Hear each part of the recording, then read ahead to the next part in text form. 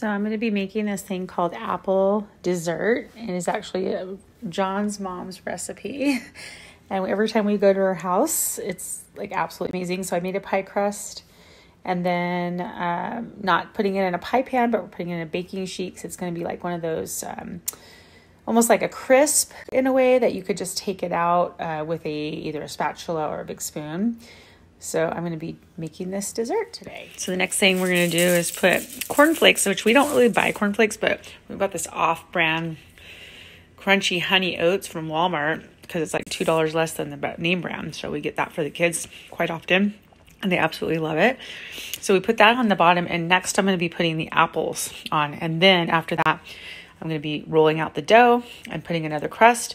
And then apparently there's a glaze that you put in there as well. So next I'm going to go ahead and start peeling the apples. And I just use what I have here at the house. And a lot of them are Gala apples, a couple of Red Delicious apples. But really, normally I would use Granny Smith's, but I didn't have time to go to the store. I just wanted to make this for a gathering we're going to later today.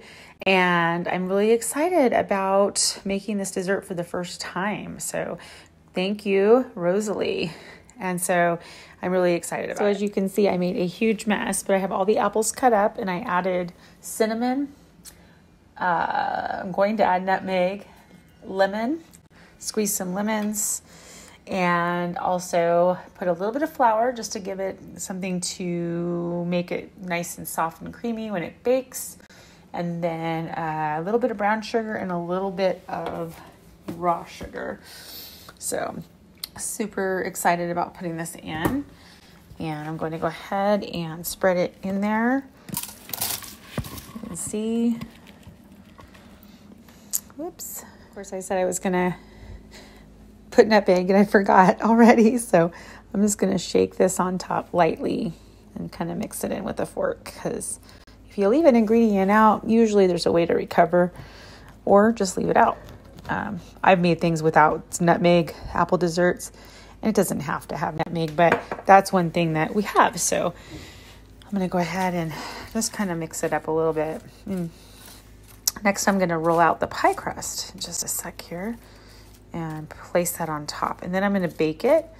And then after I bake it, I'm going to make a glaze, and that's going to just go over it after it bakes and kind of settle in and make it not going to say soggy, but soft on the top. Crust, as you can see, I'm barefoot in the kitchen. That's my thing, I guess. And then there's Rosalie's delicious recipe, and there's the pie crust, and then the pie crust is going on top, and then we're going to put it in the oven and make a glaze while it's baking. So now we have the crust on. I just kind of tucked it in and kind of sealed it on the edges with the crust that was on the bottom that was kind of peeking out. So yum, yum.